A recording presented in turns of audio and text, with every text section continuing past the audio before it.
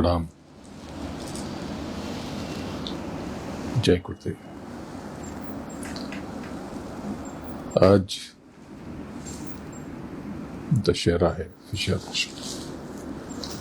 तो विजयादशमी के पावन पर्व पर मैं परम पूज्य गुरु महाराज के चरणों में बारंबार नमन करता हूँ और आप सबको प्रणाम करता हूँ। पवित्र जीवन। दशहरे का स्थूल जगत या उसकी कोई घटना या कथा से कोई प्रत्यक्ष या परोक्ष लेना देना नहीं है। दशहरा इस पर्व का कोई ताल्लुक भौतिक जगत से है ही नहीं और दरअसल विजयादशमी और दशहरा स्थूल जगत का तो पर्व ही नहीं है। यह तो एक आध्यात्मिक जलसा है, रूहानी पर्व है। संसार की घटनाओं से इतर कोई उत्सव है। दशहरा और दशरथ इस तरह के शब्दों का स्थूल संसार में कोई इस्तेमाल, उपयोग और प्रयोग है ही नहीं। स्थूल मतलब कि ये लफ्ज नहीं है। ये सारी बातें तो रूहानी हैं, आध्यात्मिक हैं, रूह की हैं, आत्मा की हैं। प्रभु से इसका सरोकार है और जगत ने इसे जोड़ दिया संसार के किसी घटना से, किसी किस्से से, किसी कहानी से, किसी ग्रंथ से, किसी किरदार से। और ऐसा कमाल हम लाखों सदियों से करते ही रहे, लगातार कर रहे हैं, अनवरत कर रहे हैं, निरंतर करते जा रहे हैं। इस पर्व का वो आशय हरगिज नहीं है जो लोग मानते और जानते हैं, बल्कि इसका अर्थ और आशय तो बिल्कुल जुदा है, भिन्न है, अलग है। इसका कोई भी रिश्ता स्थूल संसार से नहीं है। इसका लेना देना जिस्मानी नहीं है, आध्यात्मिक है, रूहानी है। सत्य तो ये है कि इस दिन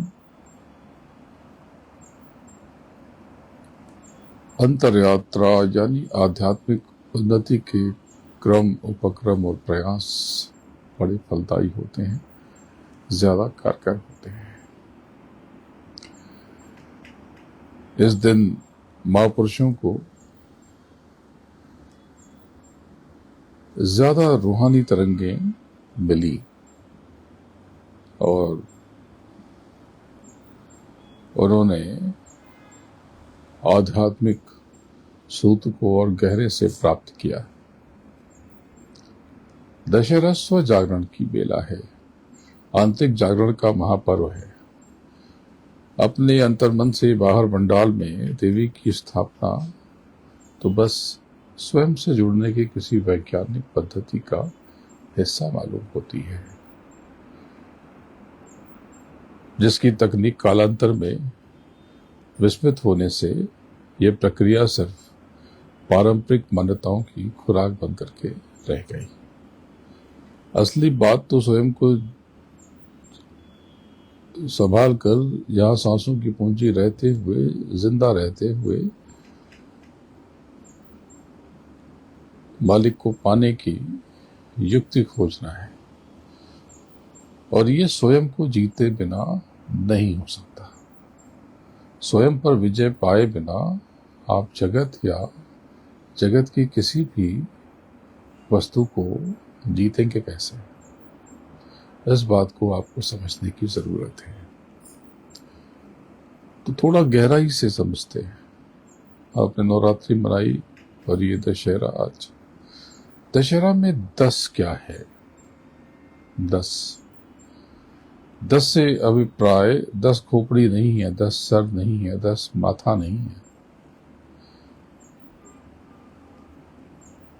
दशहरा में 10 से लेना देना कुछ और ही है। ये 10 इंद्रियां हैं, 5 ज्ञानेंद्रियां, 5 कर्मेंद्रियां। इसको आप समझते नहीं और आप हाथ बीच में डाल देते। आप हाथ बीच से संसार से हटाएं तो समझ में आए, नहीं तो कैसे समझ में आएगा? आप तो समझने को तैयार ही नहीं। मूल बात समझिए कि 10 क्या है। आपकी 10 इंद्रियों पर विजय पाने वाला दशरथ है। दशरथ यानी स्वयं का रथी। आपकी आंतरिक क्षमता का प्रतीक पुरुष है दशरथ। दशरथ को आप समझ नहीं सके। सारे मत मतांतर अपने आरंभिक सफर में रूहानी बात करते हैं और बाद में जगत में भटक जाते हैं। भटकेंगे, अंतर्दृष्टि न हो, आंखें खोली न हो, आंखें बंद हो तो भटकेंगे ही। नेत्र न हो, नेत्रहीनता हो तो कैसे समझाएंगे कि रोशनी क्या होती है? क्योंकि रोशनी का कोई मानी तो है नहीं, कैसे समझाएं? कोई पर्याय नहीं है। भाई रोशनी को जानने समझने के लिए केवल आंख ही तो खोलनी है। ऐसे कैसे समझ लोगे आप? बिना आंख खोले आप कैसे समझोगे? भाई इसको आंख खोलने के लिए तो कोई बहुत बड़ा भाग की जरूरत थी नहीं, कोई रिसर्च करना नहीं था, पीएचडी करनी नहीं थी, डॉक्टर चाहिए नहीं थी। ये तो बस अपने भीतर जाना था, खुद को अर्पित समर्पित करना था मालिक के चरणों में, अपने प्रभु के चरणों में, सदगुरु के चरणों में खुद को लीन विलीन करना था। और आपने तो कर दिया सब कबाड़ा। अगर 10 इंद्रियों पर नियंत्रण कर लेते, काबू कर लेते, कंट्रोल कर लेते तो आप लौकिक जीवन का भी जश्न मना लेते और इस स्थूल जगत से परे निकलने का मार्ग भी ढूंढ लेते और पार हो जाते। आप तो आधा आधा करते हो ना, आप तो कुछ करते नहीं। भाई विजयादशमी को आप समझा ही नहीं आपने। ये हमारे भीतर की ऊर्जा है, जया और विजया। तो विजयादशमी को जया और विजया का पर्व भी कहा जाता है। पावन नवरात्रि के 9 दिनों की साधना के पश्चात दशहरा यह संदेश लेकर आता है कि खुद पर नियंत्रण करके ही विजय की दशमी अर्थात विजयादशमी का सूत्रपात संभव है। दशहरा अपने भीतर के सुप्त चक्रों पर आसीन स्वयं की 9 ऊर्जाओं और अपनी बाह्य शक्ति की 9 गुना अधिक आंतरिक क्षमता के बोध से सर्वत्र विजय की अवधारणा है। दशहरा 10 इंद्रियों को हरा देंगे तो दशहरा यानी यूं समझ लो ये स्वयं के पुनर्परिचय का महाकाल है। कि जो महीना आश्विन महीना, इसकी दशमी जो आज है, तारा उदय होने से प्राचीन ऋषि मुनियों ने पाया कि सर्वकार सिद्धिदायक योग बनता है। तो कोई बाहरी काम उन्होंने बंद कर दिया, बोले इसमें कुछ नहीं करना, केवल 10 को हरा लो। ये जो सर्वकार सिद्धिदायक योग बना, इसमें 10 को हरा लो, यानी 10 इंद्रियों को हरा लो, इसको काबू में कर लो। तो आप तो समझ गए कि दशहरा और दशरथ एक जैसे शब्द हैं। 10 इंद्रियां, 5 ज्ञानेंद्रियां, 5 कर्मेंद्रियां, और इन पर विजय करने वाला, विजय पाने वाला रथी यानी दशरथ। राम दशरथ की संतान है, यानी राम कहीं बाहर से नहीं, इन्हीं दशरथ से अर्थात हमारे भीतर से ही प्रस्फुटित होते हैं। यानी आपने स्वयं पर काबू पा लिया, स्वयं पर नियंत्रण कर लिया तो राम से परिचय हो जाए। तो दशरथ हमारी आपकी आंतरिक क्षमता का प्रतीक पुरुष है, महाचिन्ह है।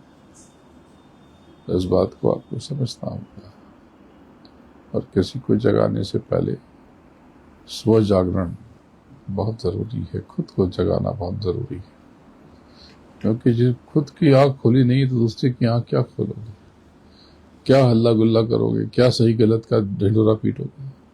व्यर्थ हुआ ना, आपने सब कबाड़ा कर लिया, सब व्यर्थ कर लिया। पहचान खुद की हुई नहीं, कहीं से अंदाजा लग गया कि अच्छा है तो अच्छा, बुरा है तो बुरा। निंदा करने लगे, आलोचना करने लगे, फंस गए। दृष्टि न हो तो कैसे समझाओगे, क्योंकि बिना रोशनी को देखे इसका मर्म समझना मुश्किल है। प्रकाश को बाहर से समझाने का कोई उपाय नहीं, कोई रास्ता नहीं, मार्ग नहीं, बस केवल आंख खोलनी है। तो अभी जो नवरात्रि गुजरी है, कल नवी रात्रि नवमी मनाई आपने, यह 2 ऋतुओं के संधि काल में स्वयं को तराशने व निखारने वाला बेहद विलक्षण और अद्भुत पर्व भी था। आश्विन माह की शुक्ल पक्ष की प्रतिपदा से नवमी तक का यह महापर्व मानव की आंतरिक ऊर्जाओं के भिन्न भिन्न पहलुओं का प्रतिनिधित्व करता है। इनको ही मान्यताएं 9 प्रकार की या 9 देवियों की संज्ञा देती है, 9 प्रकार की शक्ति से अलंकृत करती है। तो ये शक्ति क्या क्या बताई? शैलपुत्री, ब्रह्मचारिणी, चंद्रघंटा, कुष्मांडा, स्कंद माता और कात्यायनी, कालरात्रि, महागौरी और सिद्धिदात्री। ये दरअसल किसी अन्य लोक में रहने वाली देवियों से पहले आपके भीतर की ऊर्जा के 9 निराले रूप हैं। नवरात्रि की प्रथम देवी की पूजा आपने शैलपुत्री के रूप में की थी। तो शैलपुत्री मनुष्य के परमहंस बनने का प्रथम सूत्र है, पहला सोपान है, और स्वयं में ध्यान भजन के द्वारा इनकी तलाश देह में काम को संतुलित करके बाहर से चट्टान सदृश शक्ति हासिल करना है। शैलपुत्री का स्वयं में प्राकट्य मानसिक स्थिरता का कारक है। शैलपुत्री को आप समझें कि ये मूलाधार चक्र पर सक्रिय ऊर्जा है। यही चक्र यानी मूलाधार जानवर और इंसान यानी पशु और मनुष्य के बीच विभाजन करता है। आध्यात्मिक मान्यताओं के अनुसार वृषभ पर आसीन शैलपुत्री के दाहिने हस्त में त्रिशूल है। तो ये त्रिशूल कोई स्टील का या लोहे का या पीतल का त्रिशूल तो है नहीं। तो क्या है त्रिशूल? धर्म, अर्थ और मोक्ष के द्वारा सत्य, रजस और तमस इसको संतुलित करके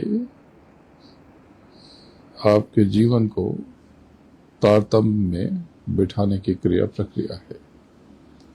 शैलपुत्री के लक्ष्य को स्पष्ट रूप से ये त्रिशूल प्रतिबिंबित करता है। इनके बाएं हाथ में सुशोभित कमल पुष्प कीचड़ यानी स्थूल जगत में रहकर उससे परे रहने का संकेत है। मनुष्य में प्रभु की अपार शक्ति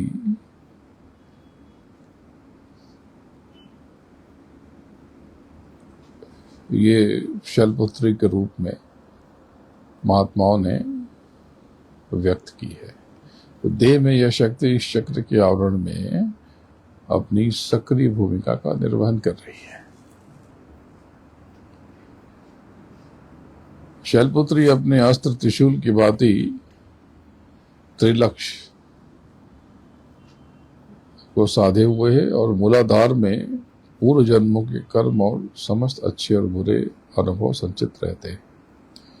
यह चक्र कर्म सिद्धांत के अनुसार प्राणी का प्रारब्ध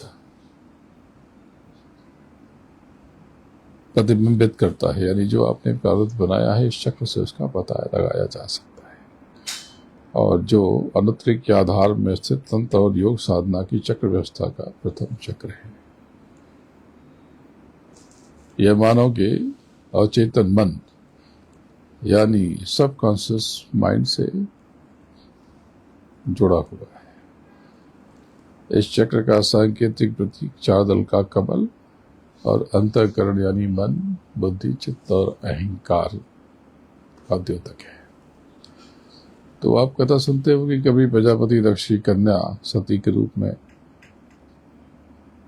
प्रकट हुई थी। दरअसल शैलपुत्री मूलाधार मस्तिष्क से होते हुए ब्रह्मांड का प्रथम संपर्क सूत्र। यदि देह में शैलपुत्री को जगा लिया जाए तो संपूर्ण सृष्टि को नियंत्रित करने वाली शक्ति शनय शनय देह में प्रकट होने लगती है और व्यक्ति विराट ऊर्जा में समाकर मानव से महामानव के रूप में तब्दील हो जाता है। शैलपुत्री की सक्रियता से मन और मस्तिष्क का विकास होने लगता है और अंतर्मन में उमंग और आनंद भर जाता है। और इसका जागरण अगर न हो, शैलपुत्री अगर देह में न जागे, तो मनुष्य विषय वासनाओं में लिप्त होकर सुप्त स्वार्थी आत्म केंद्रित होकर के थका थका सा रहता है और नष्ट हो जाता है। ये सब बातें मैंने आपको विदेशों से बताई थी पहले, दूसरे, तीसरे दिन नवरात्रि पर मैंने आपको इनके बारे में बताया था। अब नवरात्रि के दूसरे दिन आपने पूजा की ब्रह्मचारिणी की। आपने जाना ब्रह्मचारिणी को? ब्रह्मचारिणी यानी पूर्णता और परम चेतना की ओर अग्रसर ऊर्जा। ब्रह्म यानी पूर्ण ब्रह्म की बात है यहाँ पर। तो ब्रह्मचारिणी मनुष्य की अंतर्बोध की प्रतिनिधि हैं। इस शक्ति के दक्षिण हस्त यानी दाहिने हाथ में माला और वाम हस्त में कमंडल, ये क्रियामान कर्मों यानी नित्य नए कर्मों से प्रारब्ध के निर्माण के लिए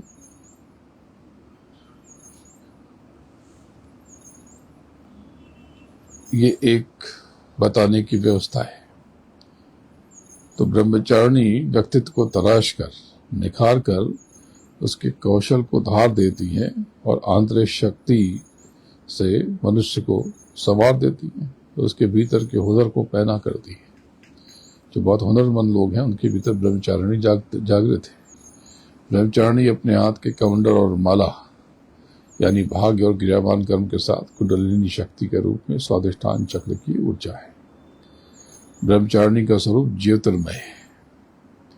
ये तपश्चारिणी, अपर्णा और उमा के नाम से भी जानी जाती है। स्वयं के इनके जागरण से दुनिया भर के व्यवधान दूर होते हैं, उलझनें समाप्त होती हैं और विजय प्राप्ति का मार्ग खुलने लगता है। अगर ब्रह्मचारिणी आपके भीतर जाग जाएं तो समस्त लौकिक और पारलौकिक कार्य के पूर्णता की तरफ आप बढ़ने लगते। तो देवी ब्रह्मचारिणी की आराधना से तप, त्याग, सदाचार और संयम में विस्तार होता है। स्वादिष्ठान चक्र यानी लिंग चक्र मानव देह में शक्ति का द्वितीय केंद्र है। स्वादिष्ठान अर्थात स्व यानी आत्मा या सुरत, इसका जो शब्द है वो है वम। वम, ये थोड़ी गहरी वैज्ञानिक बातें बता रहा हूं आज। तो स्वादिष्ठान और चेतन मन का वह हिस्सा है जहां आपके अस्तित्व का सूत्र समाहित है। आत्मा के देह धारण करने की प्रक्रिया से लेकर देह के पूर्ण होने तक सारी यादें, बातें, अनुभव सब यहीं पर संरक्षित होती हैं।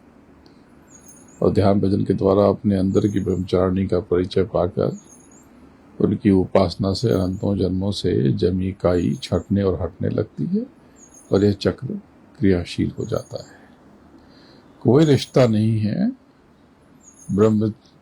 ब्रह्मचारिणी से ही ब्रह्मचारी बनाए और ब्रह्मचारी का कोई रिश्ता नहीं है विवाह से।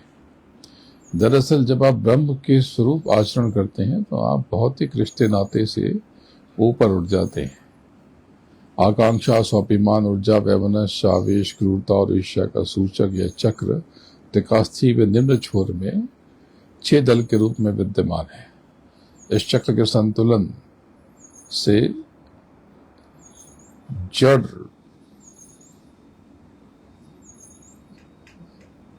की तरफ झुकाव यानी विषय वासनाओं के प्रति आसक्ति नष्ट होती है और अंतर्मन में स्निग्धता, शुद्धता, पवित्रता का उदय होता है, प्राकट्य होता है।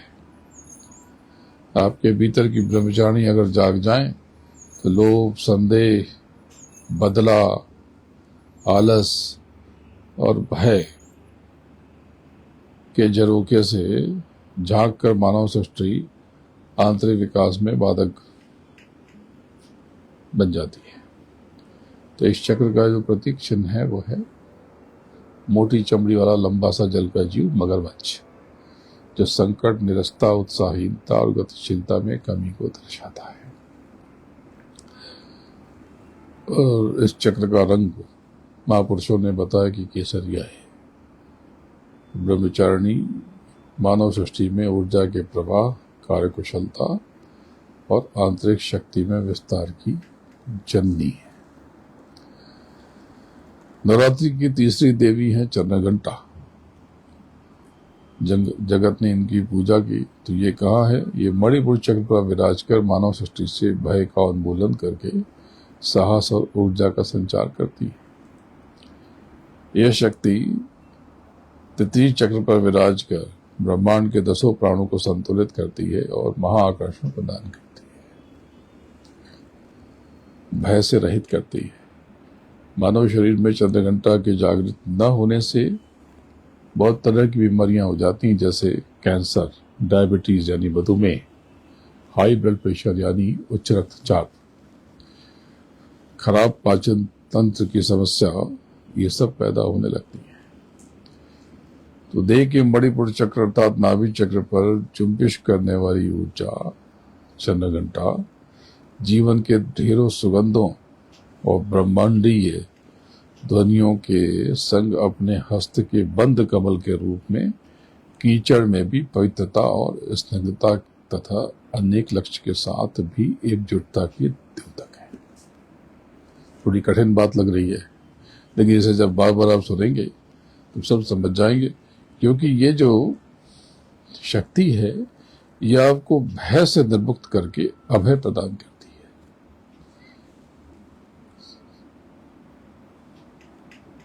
अब मान्यताएं कहती हैं कि ये चंद्रघंटा के ललाट पर घंटे के आकार का अर्धचंद्र स्थापित है, इसलिए इस शक्ति का नाम चंद्रघंटा रखा गया है।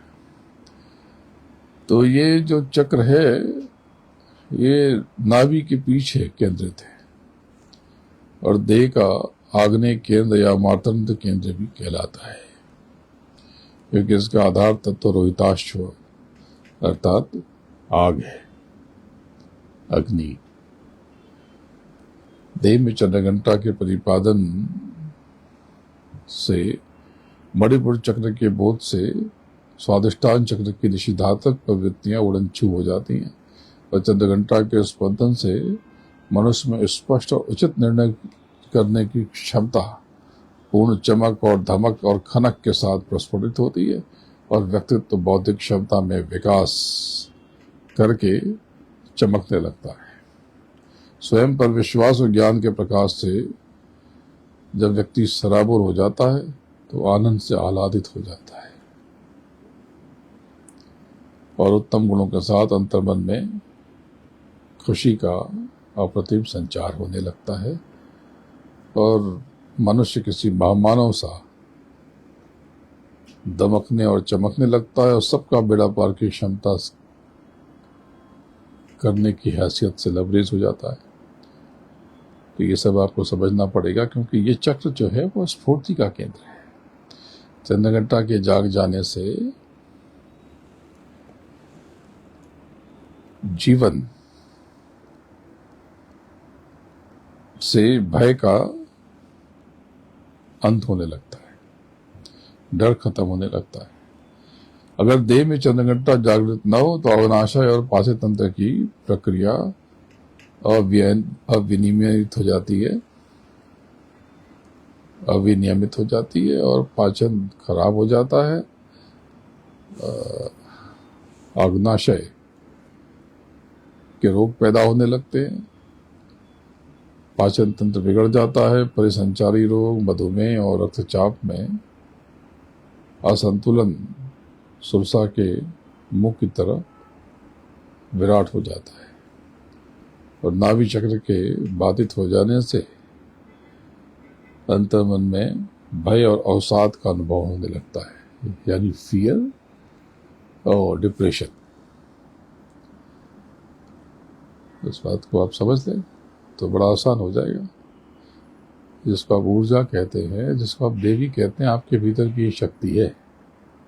ये सब आप प्रतिभा बना करके आप बाहर तलाश करोगे तो क्या मिलेगा। तो इनको आप समझ लो। जैसे आप डरते हो, जब घबराहट होती है तो देखो नाभि चक्र के पास गुड़गुड़ गुड़गुड़ करता है, यहाँ पर हलचल होती है। तो चंद्रघंटा के जागरण से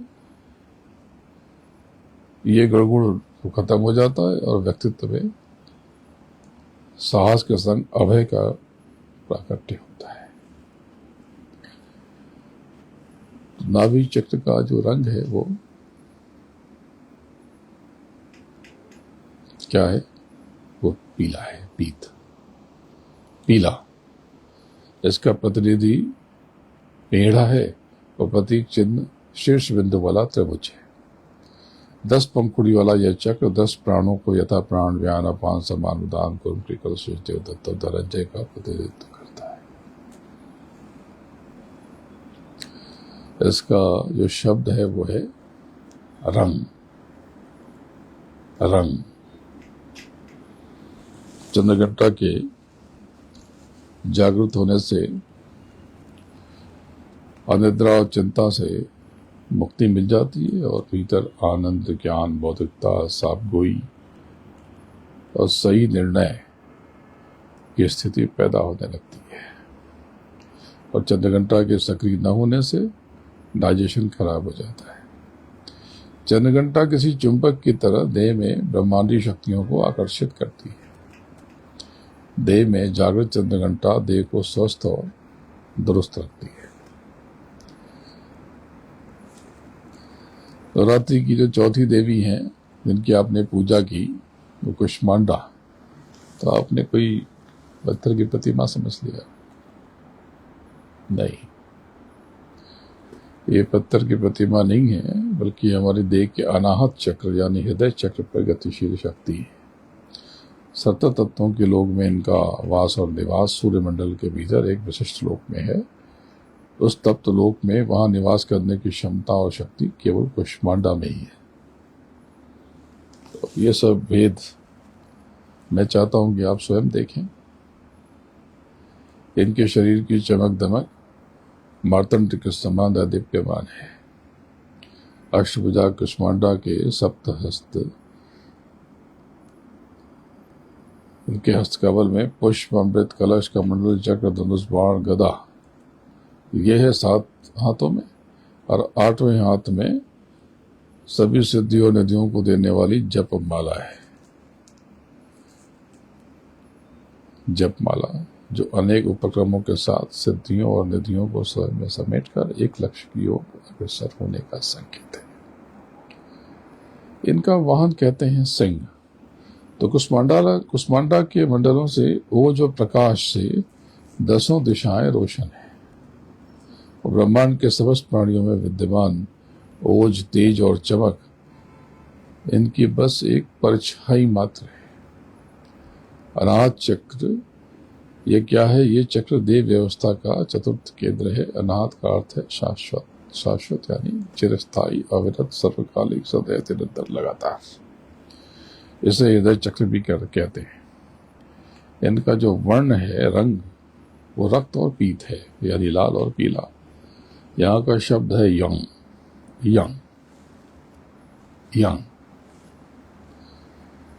पर यहाँ कंग से ठंग तक के बीच के सूत्र भी मिलते हैं। ये सब नए जीवों को बता रहा हूं कि ये न समझें कि शब्द योग में ये सब नहीं है। शब्द योग बहुत बड़ा योग है, ये बहुत बड़ा मार्ग है।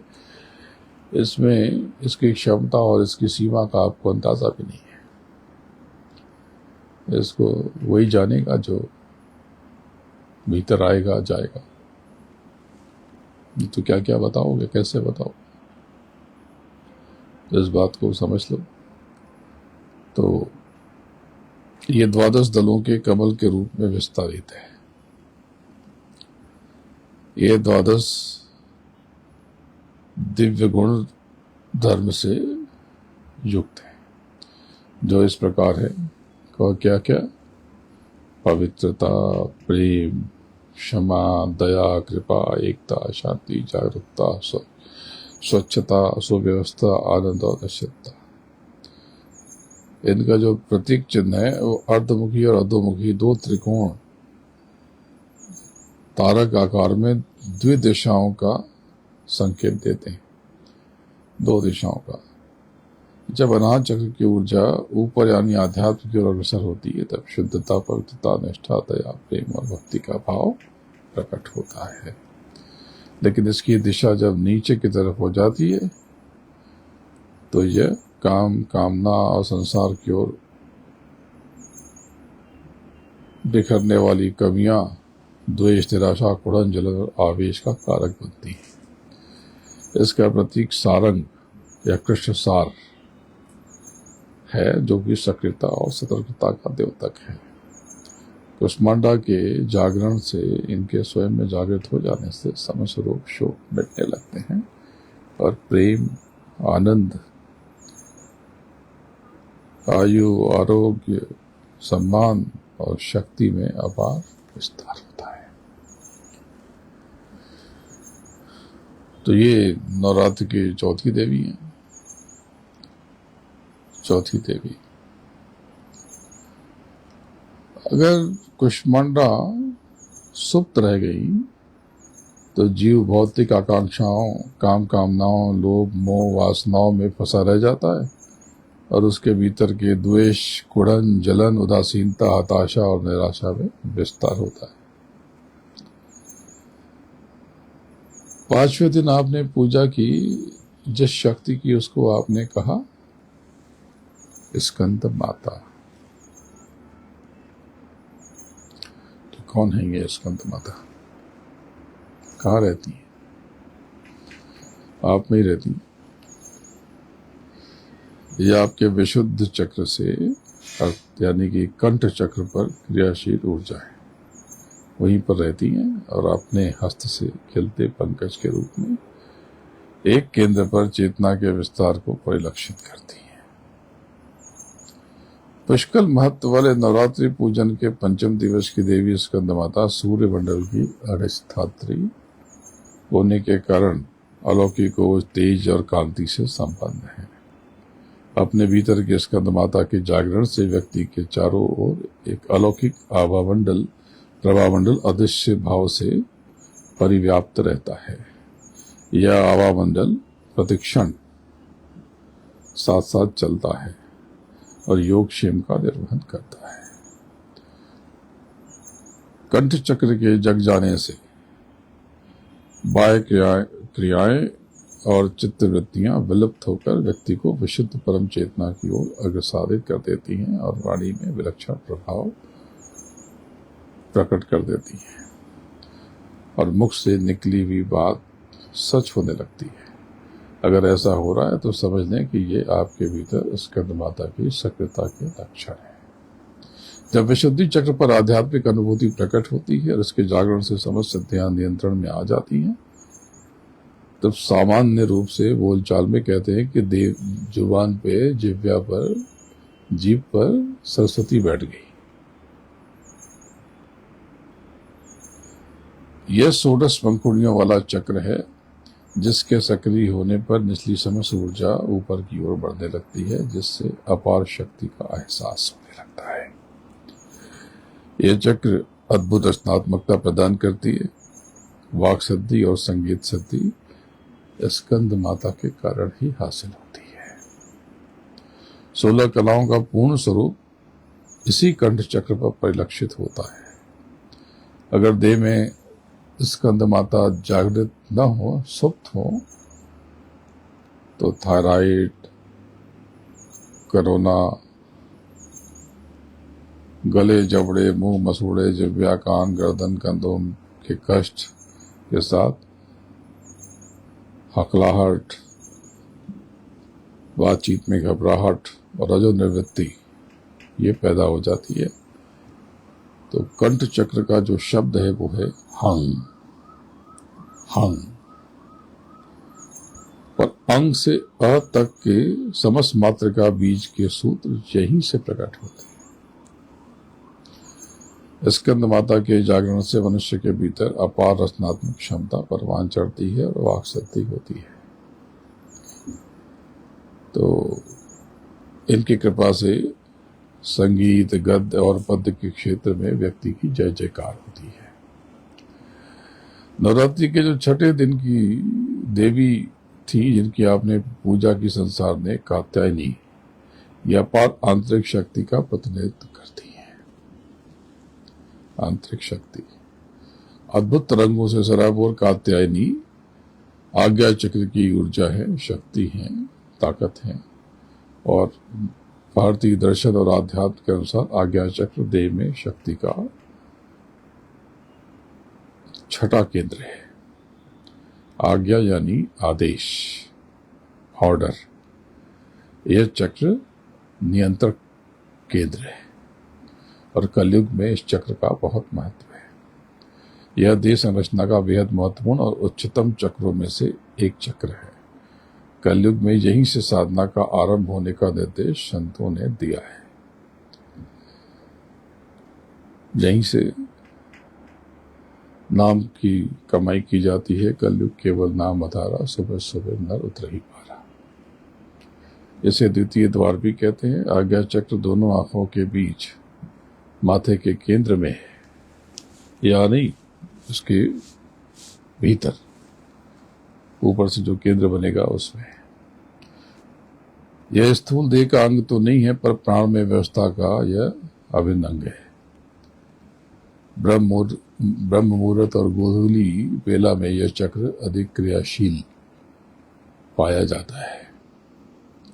आज्ञा चक्र की ऊर्जा जो कात्यायनी कहलाती है, अपने अस्त्र तलवार की धार की तरह तीजे तिल और उससे भी आगे बढ़कर चढ़कर सूरत को अपने तत्व शब्द को थमाकर उसकी परम चेतना सद्गुरु यानी प्रभु में समाहित होने की प्रेरणा देती है। कात्यायनी को ही गौरी, ईश्वरी, काली, उमा, रमा, कल्याणी, हेमावती इत्यादि नामों से जाना जाता है। शक्तिवाद इनको भद्रकाली और चंडिका भी कहता है। यजुर्वेद के 33 आरण्यक में उनका उल्लेख आरंभ में आता है। स्कंद पुराण तथा पतंजलि के महाभाष्य में शक्ति की आदि रूपा के रूप में इनका वर्णन कई बार आया है। तो जब आप आज्ञा चक्र पर चढ़ के आप पढ़ेंगे, शब्दों को थामेंगे, तो ये सब आप देख पाएंगे। तो सर्वप्रथम ऋषि कात्यायन नाम की कमाई करते करते उन्होंने इनका परिचय हासिल किया था, इसलिए और भी लोगों ने किया होगा, लेकिन उन्होंने इनके बारे में विस्तार से बताया। तब से कात्यायन ऋषि के नाम से इनका नाम कात्यायनी कहा जाता है। अलग अलग संप्रदाय में, मतों में, भाषाओं में, देश में इनको अलग अलग नाम से पुकारा जाता है। दैहिक और आंतरिक सुख के आकांक्षियों को कात्यायनी की उपासना, अपने भीतर कात्यायनी जगाने की के क्रियाकलाप चमत्कृत करने वाले परिणाम देते हैं। कात्यायनी आज्ञा चक्र पर विराजित ऐसी महा ऊर्जा है जो मानव को उसके स्व के बोध में बेहद सहायक होती है। नीचे यानी संसार की दिशा होने पर कात्यायनी जगत के समस्त भोग और अवसर देती हैं, प्रदान करती हैं, और ऊपर की दिशा होने पर ये मोक्ष की तरफ जाने में सहायक होती है। तो ये तो 6 दिन की देवियां हुई। अब 7वें दिन की देवी पर आते हैं। तो नवरात्रि की जो 7वें दिन आपने पूजा की संसार ने, उनको कहा कालरात्रि। कालरात्रि मानव के भीतर विद्यमान सप्तम शक्ति केंद्र है। काल रात्रि मुख्यतः योग हृदय यानी आज्ञा चक्र का उच्चतम बल है, जो सुखमन की झीनी नाल से सहस्रार चक्र के निचले हिस्से तक विस्तारित है। कहीं कहीं से सहस्रार का निचला बल भी कहा गया है, और यह हिस्सा जागृत होने पर जीव जगत से परे हटने लगता है, जुदा होने लगता है, अलग होने लगता है। कहते हैं कि इसको वैराग्य हो गया। स्वयं में काल रात्रि के जागरण से एक नई शहर का आगाज होने लगता है, नया सवेरा जीवन में प्रस्फुटित होने लगता है, नई चहक महक विस्तारित होने लगती है। काल रात्रि जो अपने शस्त्र कृपाण से, इनका जो शस्त्र है वो कृपाण, ऐसे हमारे बंधनों को काटकर निरंजन ब्रह्म यानी काल पुरुष, जिनको समय भी कहते हैं, जो इस जगत के ईश्वर हैं, इनके सहमति और कृपा प्रदान कर जीवात्मा को स्थूल शरीर से परे जाने के लिए प्रेरित करती है। माँ काल रात्रि के जागरण से सहस्रार चक्र में जुम्बिश होने लगती है और ब्रह्मांड के समस्त द्वार धीरे धीरे खुलने लगते हैं। काल रात्रि को ही भैरवी, रुद्रानी, चामुंडा, चंडी, रौद्री और धोरना भी कहते हैं। काल रात्रि अगर सुप्त हो तो जीवन में नए नए उपद्रव पैदा होते हैं, महामारियों का प्राकट्य होता है, भौतिक समृद्धि का अभाव होने लगता है, वैचारिक रूप से व्यक्ति दरिद्र हो जाता है, अपना दिमाग नहीं लगाता, इसका संदेश उसको भेजता है, उसका संदेश उसको भेजता है, इसका मैसेज उसको फॉरवर्ड करता है, उसका मैसेज उसको फॉरवर्ड करता है। उसको बरगलाना बहुत आसान होता है। एक टीम बन करके एक कहानी किस्सा सुनाएगी और सच मान करके यहाँ वहाँ उसको भेजने लगेगा, तो खुद को बरगला लेता है मनुष्य। इस बात को समझ लें। जैसे आज की स्थिति है तो ये शक्ति सुप्त है, अगर ये शक्ति जाग जाती तो ऐसी स्थिति पैदा ही नहीं होती। तो आप ये समझ लें कि इस तरह की स्थिति अगर पैदा हो जाए तो ये देह में अजागृत काल रात्रि है। काल रात्रि का बोध और जागरण कलयुग में भी सतयुग जैसी परिस्थितियों का कारक बनता है।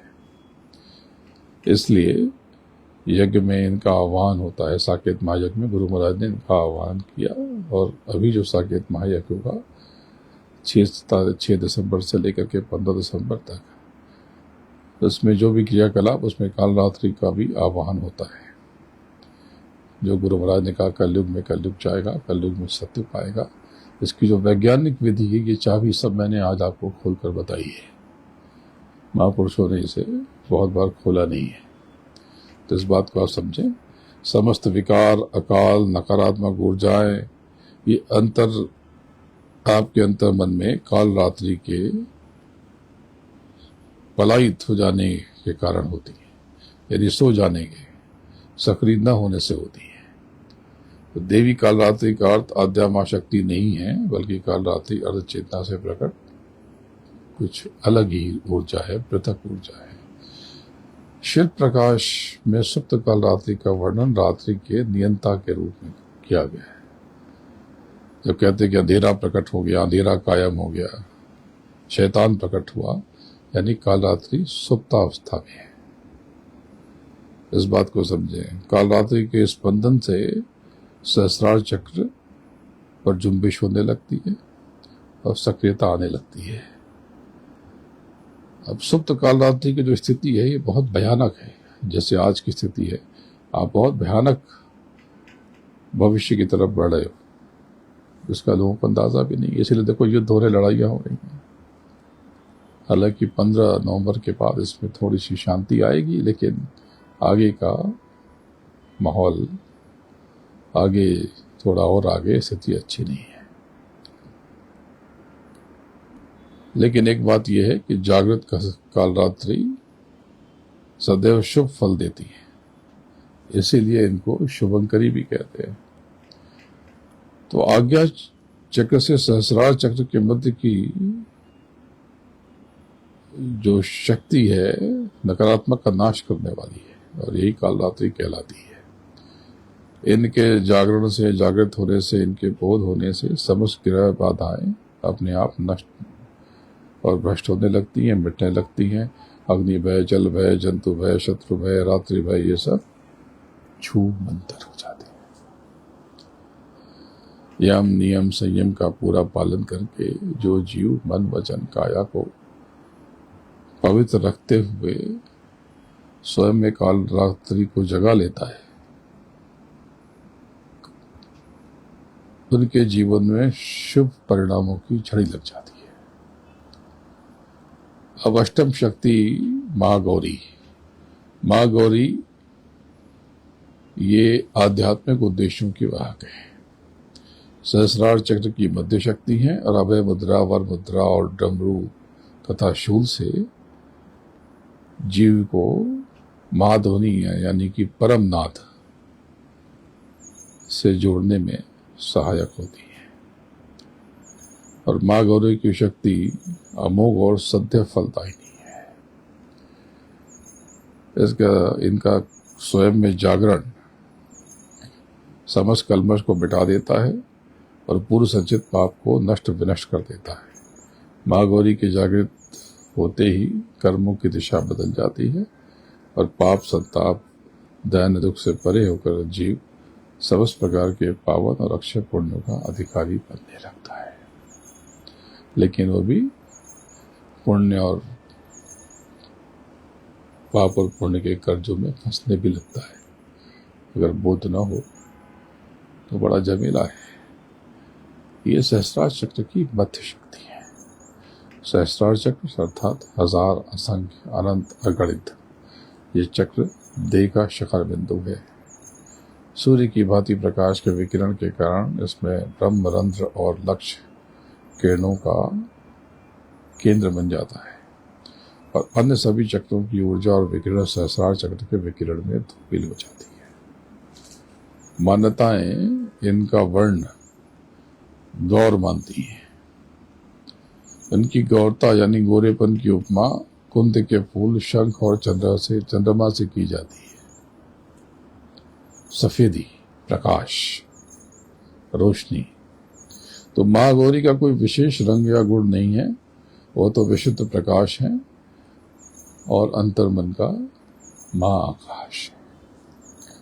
मां गौरी के महत्वपूर्ण बल मेधा शक्ति है। विज्ञान मेधा शक्ति को एक प्रकार का ऐसा तत्व मानता है जिसे बोलचाल में वो हार्मोन कहता है, जो मस्तिष्क की प्रक्रियाओं जैसे स्मरण शक्ति, एकाग्रता और बुद्धि को प्रभावित करती है।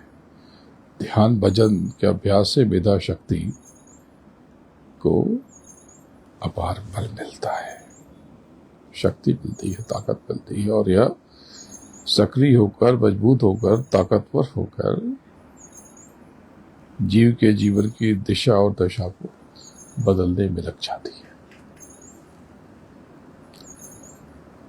और ज्ञान, ज्ञाता और ज्ञेय, इस बात को गंभीरता से समझिए, ध्यान से सुनिए कि ज्ञान, ज्ञाता और ज्ञेय एक बिंदु पर समाविष्ट होकर पूर्णता के एहसास से व्यक्ति सराबोर हो जाता है। ये सब तो आपने कभी न सुना, न सोचा, न जाना, न कभी विचार किया। क्या क्या बताया जाए, बताने के लिए तो बहुत कुछ है। सहस्रार चक्र पर विराजमान मां गौरी के जग जाने से सर्वोच्च चेतना की झलक व्यक्ति को मिलती है। जीव ऐसा महसूस करता है जैसे कोई चमत्कार हो गया। जिस प्रकार सूर्य के उगने के साथ ही अंधकार गायब हो जाता है, उसी प्रकार से आपके भीतर मां गौरी के प्राकट्य से समस्त अज्ञान, विकार, तिमिर यानी अंधकार उछल हो जाता है और सभी नाड़ियों की शक्ति का प्रभाव सहस्रार केंद्र में होने लगता है और मनुष्य मानव और परमहंस में रूपांतरित हो जाता है।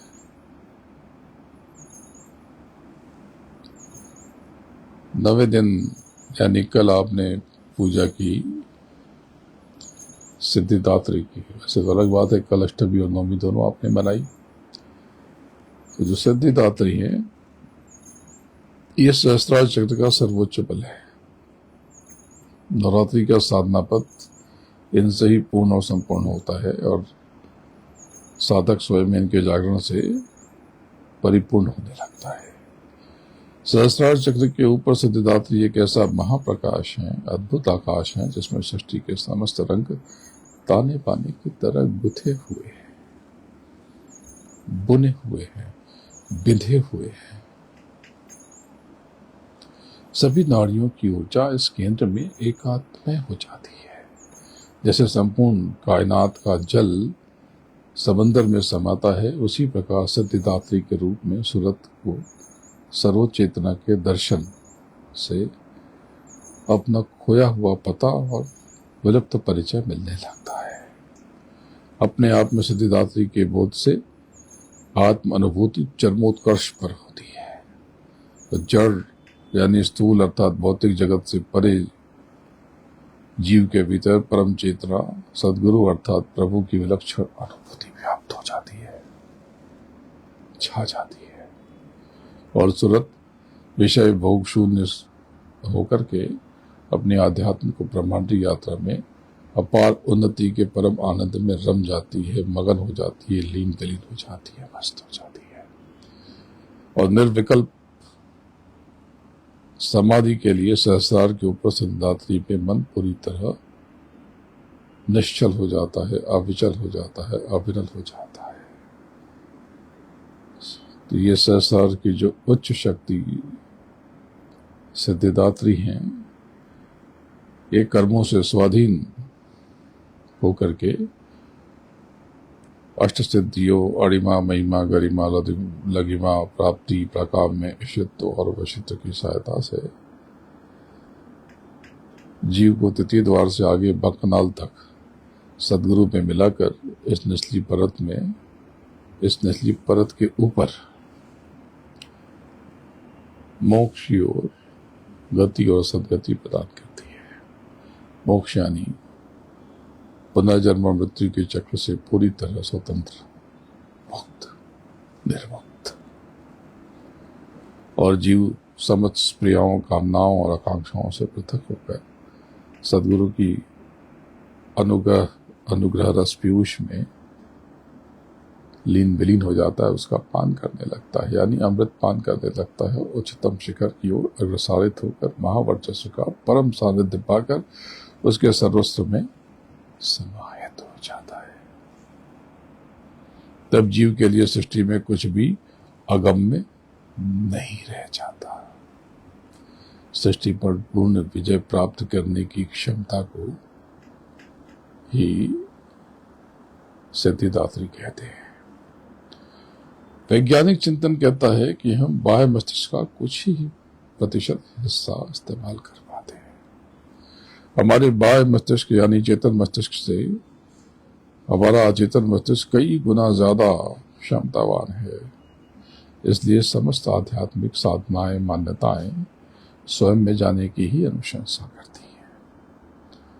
और बाहरी क्रियाकलाप के लिए ही भी आपको एक बिंदु पर रमना पड़ता है, डूबना पड़ता है, लीन विलीन होना पड़ता है। आध्यात्म में अपने भीतर के सिद्धिदात्री का बोध अपनी उसी नौगुनी क्षमता के पुनर्परिचय का काल है। तो अब आप समझ गए होंगे, बहुत सारी बातें हो गई। सोचा था कि आपको केवल शुभकामना देकर थोड़ी सी बात करूंगा, लेकिन इतनी बातें हो गई। मालिक की दया है, गुरु महाराज की मेहर है। गुरु महाराज आएंगे, चौथा यज्ञ कराएंगे। तो आज ये विजयादशमी और दशहरा, इसको आप सार्थक बनाएं, इसका लाभ उठाएं, इस दिवस की महत्ता को पहचानें और प्रविष्ट हो जाए स्वयं के अंदर, अपने अंदर, खुद के भीतर, और अपना मानव तन सार्थक करें। चले अपने भीतर, अपने अंदर लौट चले धाम अपने चरो भाई, पराये देश क्यों रहना। आप सबको फिर से ढेरों शुभकामनाएं। आप सब तैयारी में लग जाएं यज्ञ की, अब समय कम बचा है। लगभग 1.25 महीने बचे हुए हैं। नए लोग बहुत तेजी से जुड़ रहे, जो नए जीव हैं जो दुनिया में फंसे हुए हैं, उनको आप लेकर के यज्ञ में आए, वो अपने कर्मों की आहुति डालें और अपने जीवन में परिवर्तन को महसूस करें। अब बहुत सारे यज्ञ तो शायद नहीं होंगे, जितने भी यज्ञ बचे हुए हैं आप उसका लाभ ले लें और अपना काम करें, अपने भीतर चलें। गुरु महाराज के चरणों में बारंबार नमन करता हूं और आप सबको प्रणाम करता हूं। जय गुरु।